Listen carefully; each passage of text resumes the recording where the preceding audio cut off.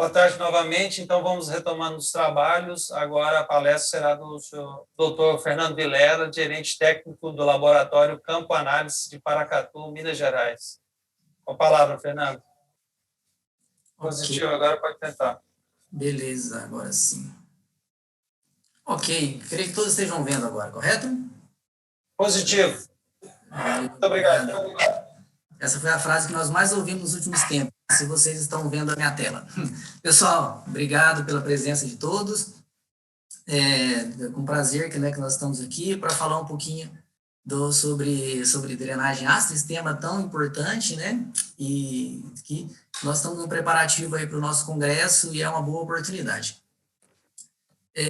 Primeira etapa, somente para efeito de conceituação, a gente definir, porque nós vamos usar esse termo ao longo da apresentação, o que é drenagem ácida de mina e o que é drenagem química, né? A drenagem ácida de mina é o nome dado ao processo resultante da oxidação dos sulfatos, né, principalmente pirita, em certas condições, resultando na produção de ácido, certo? Então, você tem uma acidificação dos corpos hídricos, certo? E isso é drenagem ácida. O que é drenagem química? É a drenagem resultante de processo de lixiviação e a sua consequente contaminação, não obrigatoriamente ácida, certo? Você pode ter, por exemplo, uma drenagem salina, você pode ter uma lixiviação de um composto que é tóxico e que ele, né, um metal tóxico ou um composto orgânico tóxico, tudo isso também será prejudicial ao meio ambiente. Isso é uma drenagem química, não obrigatoriamente uma drenagem ácida. Somente para elucidar, né, para a gente saber onde nós estamos, fazendo um overview, aqui eu trouxe um mapa do Brasil, a gente tem aqui algumas imagens de quais são os sítios minerais que nós temos hoje. Então, vocês vejam a variedade ao longo de todo o país, a gente tem diversos minérios que podem ser explorados, né, economicamente, e se nós olharmos esse gráfico aí do lado direito da tela, nós vamos ver que nos últimos 20 anos, a quantidade de pedidos de outorga, ela aumentou pelo menos em 7 vezes, certo? Então, ou seja, é crescente, né, o mercado da mineração, né, a indústria da mineração no país, e, consequentemente, é crescente também o cuidado, né, com o meio ambiente. E aí, pessoal, tem um detalhe, beleza, nós sabemos né, onde estão as indústrias têm todo o cuidado, e quem trabalha com isso tem que levar em consideração o seguinte: cada sítio, né, cada unidade de mineração, ela é única. Por que ela é única? Porque você tem que considerar que sobre os aspectos de geologia, geoquímica, mineralogia, clima e localização, isso torna uma mina do lado da outra totalmente diferente. Então, esse é um grande desafio, né? Esse é o grande desafio da geoquímica. Você tem que levar tudo isso em consideração para que você possa fazer, né, uma boa predição da drenagem química, um bom controle da drenagem química e fazer depois um fechamento de mina de maneira que você devolva isso ao ambiente sem nenhum impacto residual. Qual foi o objetivo, então, que nos foi proposto, né? Como nós podemos avaliar a lixiviação química nas diferentes etapas da mineração?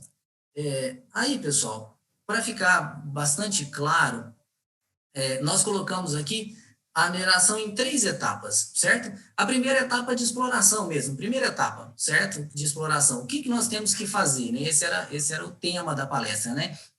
Os ensaios para drenagem química, quais, quando e por quê. Então, aqui a gente começa a apresentar as respostas, certo? Na fase de exploração, a primeira etapa lá no pré-screening, é fazer as análises químicas dos testemunhos de sondagem.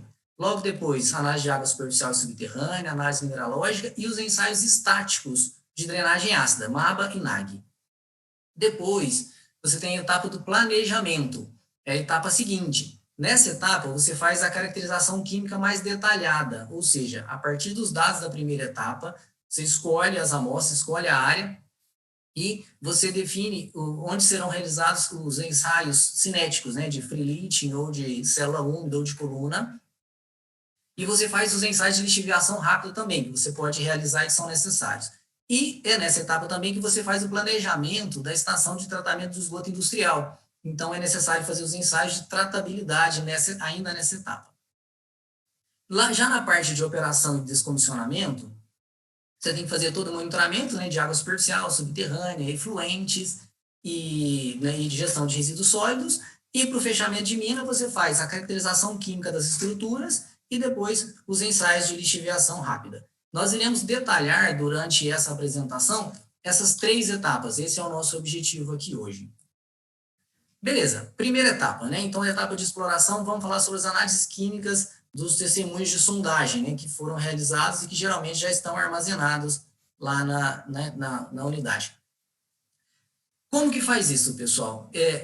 Não tem outro método mais seguro do que realizar isso por meio do método da EPA 3050B ou 3051A, certo? Eu trouxe aqui o exemplo do 3051A, eles são métodos quimicamente similares, a diferença é um é mais técnico do que o outro, no sentido de usar equipamento, mais instrumental, e você faz uma abertura da amostra, certo? Uma digestão por forno de micro-ondas e uma determinação em plasma. E você deve analisar todos os compostos, né, todos os elementos possíveis. Por quê? Porque você está numa fase exploratória, você não sabe o que você está buscando, né? Não pode analisar só os principais. Você tem, isso possivelmente não tem pela minha formação geológica. Ok, analisa e comprova que não tem.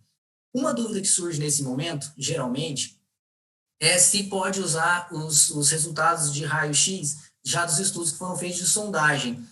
Infelizmente não pode, eles não são, o raio-x não é uma técnica adequada para determinar concentrações tão baixas quanto a que a gente está buscando quando a gente faz esse tipo de análise. Já existem sim alguns equipamentos de raio-x que têm essa acurácia, esse limite de detecção mais baixo, mas não é comum nos laboratórios, então é importante fazer, né, essa avaliação por meio dessa determinação química, né, utilizando ICP.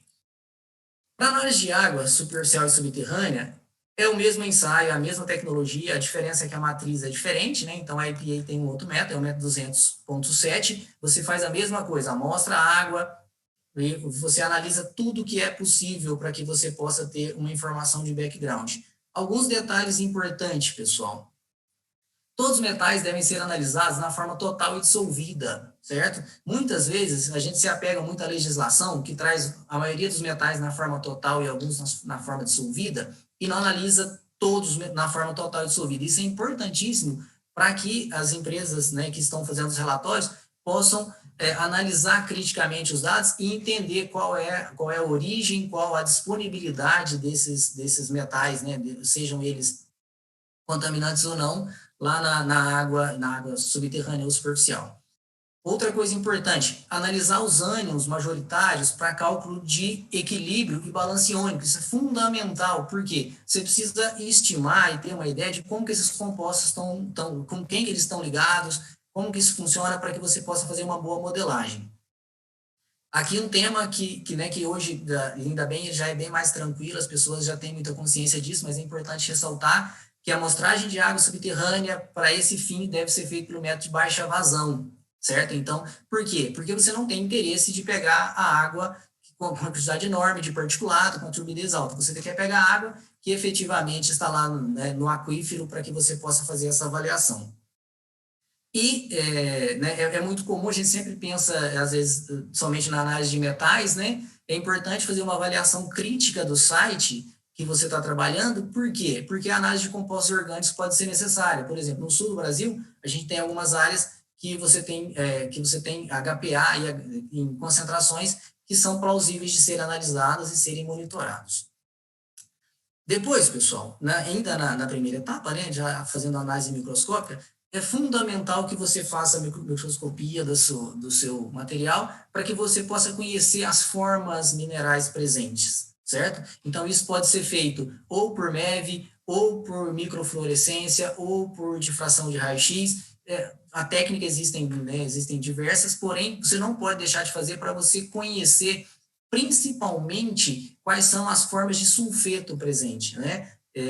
Para quem trabalha muito com drenagem ácida já sabe que alguns sulfetos são muito mais reativos do que outros, né? Alguns sulfetos nem são preocupantes para fins de drenagem ácida. Então, a análise de sulfeto total, não obrigatoriamente, ele indica para você que haverá um potencial de de acidificação. Por quê? Porque sulfeto pode estar numa forma não reativa, né? Então, é importante fazer a análise mineralógica e fazer a especiação de sulfetos.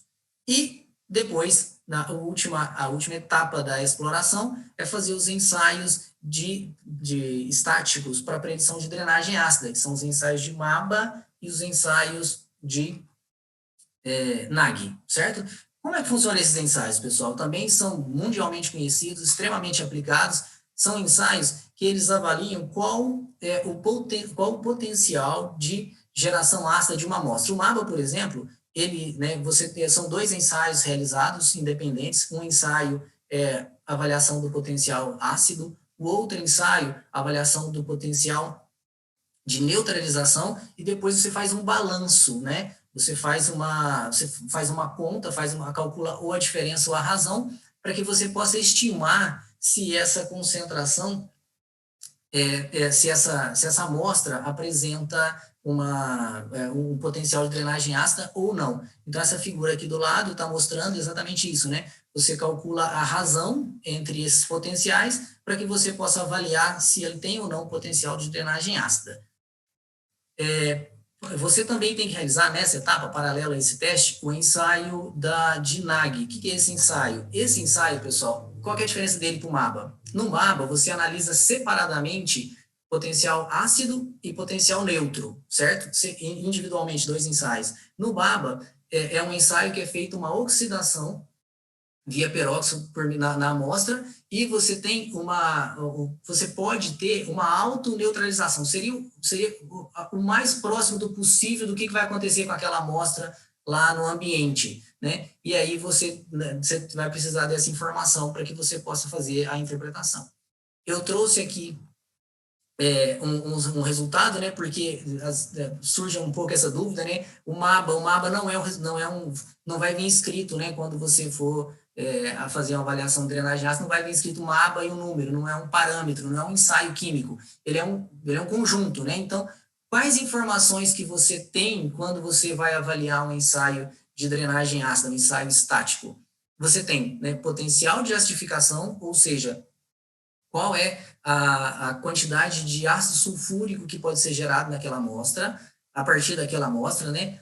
E lembrando do conceito MABA e ABA, né? O MABA é um conceito já de 79, o ABA lá de 1950, da década de 50, porque já no MABA você considera somente sulfeto reativo, né? Então é importante lembrar sempre disso, não se usa mais ABA. Esse ensaio ele está em desuso. Então, voltando. Então você faz um ensaio do potencial ácido, por meio dos sulfetos reativos, do potencial de neutralização, e você tem as informações do NAG, certo? Que qual é o NAG pH, a pH 7, a pH 4,5, o NAG pH, para que você possa interpretá-lo, e além disso você tem o pH 1:1, é importante para você conhecer dessa amostra, né? Da amostra que você está avaliando, e você tem ali os 2 cálculos, que é a razão e a diferença, certo? Entre os 2 ensaios. E aí você tem com base nisso, você consegue definir se a amostra apresenta potencial ácido ou se ela não apresenta potencial ácido. Então, existe essa diferença, ela pode ser, se ela for entre mais e menos 20, você considera que é um potencial incerto. Menos que 20 há potencial, mais que 20 não há potencial de geração de drenagem ácida. Existe a mesma interpretação quando se faz a razão, sendo somente um número diferente. Ok, encerramos a primeira parte do nosso projeto de mineração, que é justamente a parte exploratória, né? A parte de exploração. Vamos agora para a parte de planejamento. Você já sabe se a sua unidade, se o seu site tem ou não potencial de geração ácido. Se ele tiver, você já fez a caracterização, você avaliou, né, diversas amostras das diversas formas minerais presentes, você sabe quais apresentam risco para potencial de geração de drenagem ácida. Então, você vai realizar, por exemplo, os ensaios cinéticos. Quais ensaios cinéticos existem? Existem 3, principalmente, que são bastante difundidos, certo? São os 3 mais utilizados, né? Mundialmente mais utilizados. O ensaio do free leaching, certo? Que é um ensaio aberto realizado, né? Um ensaio onde a amostra fica exposta a uma luz para manter uma temperatura na superfície acima de 30 graus. Existe um ensaio de coluna e existe um ensaio de célula úmida. O de coluna você faz um fluxo, né, você acrescenta um fluxo de CO2 e oxigênio. Essa é a diferença, né, além da característica física, do de célula úmida. Para explicar isso, essa diferença, eu trouxe aqui, vou apresentar rapidamente, a gente fez uma comparação, nós apresentamos um trabalho no congresso de drenagem, no último congresso de drenagem ácida, avaliando esses 3 ensaios. Por quê? O que nós percebemos hoje, pessoal? Nós temos, né, duas normas ABNTs que regulamentam esse tipo de ensaio, e aí nós observamos o seguinte: se vocês observarem esse gráfico da direita, vejam que a demanda ela é bastante dividida, né? Algumas pessoas, alguns consultores, algumas empresas solicitam um tipo de ensaio de drenagem ácida, então faz ensaio do free leaching, outras faz célula úmida. A gente percebeu que existia uma demanda muito variada sobre isso. E de certa forma, na literatura, não era muito claro se esses ensaios resultavam no mesmo resultado. Esse é o grande objetivo, né? Quando você faz um ensaio de drenagem ácida, você quer saber se ele vai apresentar ou não potencial de drenagem ácida. Então, nós fizemos essa avaliação. Para isso, nós escolhemos 3 amostras, sendo uma amostra que não tinha potencial de drenagem ácida, ou seja, uma amostra com a mineralogia basicamente composta de carbonato, uma amostra com drenagem ácida incerta e uma amostra com alto potencial de drenagem ácida. E aqui estão as condições, somente para ressaltar, né? As condições foram todas seguidas conforme a metodologia. O que nós percebemos? Para a amostra que não tinha potencial, realmente os 3 ensaios confirmaram que ela não tinha potencial. Para a amostra que tinha potencial incerto, os 3 ensaios confirmaram que ela realmente não tinha potencial. O incerto realmente não era um potencial ácido. Aqui foi a grande surpresa. A mesma amostra exposta a 3 ensaios durante 20 semanas, e nós observamos que no teste de free leaching, né, o teste do funil, ela apresentou a drenagem ácida a partir da 10ª semana, certo? No teste de coluna, apresentou a partir da 15ª semana. E no teste da célula úmida, durante 20 semanas, ela não apresentou drenagem ácida. Surge a grande dúvida, né? Então, essa amostra tem ou não tem potencial de drenagem ácida? Ela tem potencial de drenagem ácida. O teste do funil mostrou isso para a gente. O free leaching mostrou que tem potencial de drenagem ácida, certo? Por que isso aconteceu? Nós fomos avaliar e nós percebemos o seguinte: vejam que a quantidade de sulfeto, ela foi a mesma, de sulfato, desculpa, no lixiviado, ela foi a mesma para os 3 testes. O que mudou? A quantidade de bases que solubilizaram, a quantidade de bases solúveis, né, de material alcalino solúvel. Veja que ela, em cada um, ele variou numa quantidade, e qual foi a conclusão que nós chegamos? Que o teste da célula úmida, esse da direita, veja que a amostra ela fica durante bastante tempo coberta com água, tem uma camada de água, então ela tem muito mais contato com água, você tem uma maior umidade, uma água intersticial maior, e isso aumenta a solubilidade dos cátions, certo? Então, por isso que essa amostra, ela tem a mesma lixiviação de sulfato. O problema é que, o problema, ou a solução, né? A resposta é que os cátions, eles solubilizam e eles neutralizam esse sulfato que foi gerado, certo? Enquanto que lá no funil, teste mais à esquerda da imagem, você vai ver que não tem, essa drenagem ela é bastante livre, como o nome diz, né? E não há tempo para que possa solubilizar os cátions, então ela tem uma drenagem ácida maior. Quais foram as inferências e que nós estamos agora estudando para conseguir mais evidências? Que o ensaio do free leaching ele é mais adequado pela sua metodologia para materiais que serão dispostos diretamente ao ar, né, por exemplo, na forma de taludes, enquanto que o de célula úmida ele é mais adequado para ensaios que serão dispostos em barragens de rejeitos, né? Isso foram as nossas inferências. Nós estamos trabalhando para conseguir mais evidências para modelar isso, certo? Beleza. Feitos os ensaios de cinética, nós vamos para os ensaios de lixiviação rápida. O que é isso, pessoal? Isso aqui é relativamente novo, né? Alguns 3 a 5 anos que a gente trabalha com isso. No Brasil é relativamente novo também. Porque o que é muito comum, né? Eu quero fazer a avaliação da lixiviação de metais. Então, faz SPLP e faz drenagem de solubilizado da ABNT 2005. Qual que é o problema, pessoal?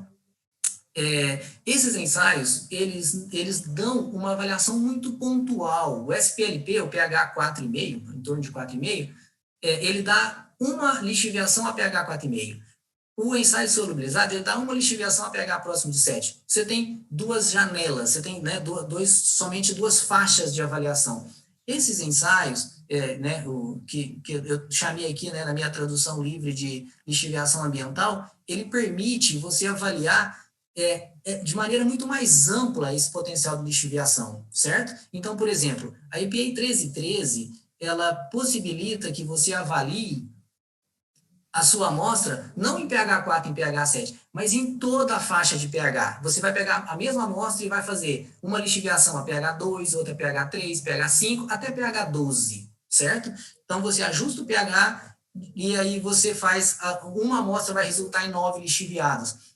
Qual que é a importância disso, pessoal? Aí estão os gráficos mostrando. Vejam que a solubilidade, é evidente, a química funcionando, a solubilidade dos metais, ou dos lixiviados, orgânicos e inorgânicos, ela será, ela é função do pH, certo? E aí, qual que é a importância disso? Imagina o seguinte, se você está fazendo um experimento no qual, se você vai ter uma disposição no qual o seu rejeito vai ficar exposto num pH 9, será que você fazer a avaliação a pH 4 é o melhor? Naquele pH 4, e quando tem drenagem ácida, que vai ter um pH 3, por exemplo, vai lixiviar mais metal? Então, ele dá uma resposta muito mais abrangente para a gente. Vai dar uma resposta. Fernando, 5 minutos. 5? Meu Deus. Descontar o tempo, nós começamos atrasado. Não, exatamente, por isso mesmo. Beleza, estou acabando. A lixiviação em coluna, pessoal, ela muda a relação líquido-sólido, certo? O que é a relação líquido-sólido? Lá nos testes de lixiviação comuns, SPLP e a BNT 10.004, 10.005, a relação líquido-sólido é única. Aqui não, aqui pode variar, certo? Então, isso varia também. Você tem também a lixiviação por transporte de massa, muito importante para quem está fazendo disposição de resíduo sólido a seco, porque você vai dispor o seu resíduo sólido a seco e ele vai ter transporte de massa ao longo do tempo. Se for um material carbonato, talvez é importante avaliar isso. E aqui você avalia as taxas de diluição. Qual a relação, o percentual de sólidos que esse material vai ter na barragem? 70%, 30%? Isso vai variar a solubilidade do material, certo? Então, isso também é importante que seja avaliado. Além disso, existe a BNT 10.006, né, que vai nos dar um ensaio solubilizado, esse é muito comum, solubilizado em água, e o ensaio de lixiviação solubilizado para metais em pH 4,5. Ensaios de tratabilidade, pessoal, quando você vai dimensionar a sua estação de tratamento de esgoto, desculpa, não de esgoto, do efluente industrial. É importantíssimo porque você já precisa, nesse momento, definir qual vai ser o tratamento. Então, existem os ensaios de tratabilidade que são adequados para fazer isso. Você vai adsorver os seus compostos de interesse, por exemplo, né, utilizando algum material. O Flávio tem vários trabalhos publicados, por exemplo, fazendo adsorção de arsênio em alguns materiais ferrosos. É uma estratégia e tem que ser testado por esse método. Então, isso é importante que seja planejado e seja realizado ainda na etapa de planejamento. Aqui. E já na fase de operação e descomissionamento, você vai realizar todo o programa de monitoramento ambiental, certo? Que foi definido lá no PCA para monitoramento de água superficial, subterrânea e efluentes. Não vou repetir, são as mesmas técnicas que estão lá em cima, né? E já para o fechamento de mina, você repete essas caracterizações lá da lixiviação química, só que das estruturas que foram construídas. Se você teve pilhas de estéreo, faz a amostragem da pilha de estéreo e repete esses ensaios para fazer o fechamento de mina. Se for barragem, idem, né? O que é importante, já para concluir, que você tem esse conhecimento dos ensaios geoquímicos são importantíssimos para que você possa conhecer o seu site de mineração, desde o pré-projeto até o fechamento de mina, para você assegurar, né, e eliminar ou mitigar todos os impactos ambientais provenientes lá da drenagem química. É isso, pessoal. Muito obrigado. Eu pedi 2h30 para o Flávio, ele só me deu meia, então tive que falar rapidinho para vocês. Muito bom, Fernando, sua apresentação, e a gente está com um tempo meio curto, mas a boa notícia é que você vai participar da mesa redonda e esse tema de laboratório vai voltar na apresentação antes da mesa redonda e depois você vai participar da mesa redonda e eu tenho certeza que o pessoal vai colocar as perguntas lá. Então,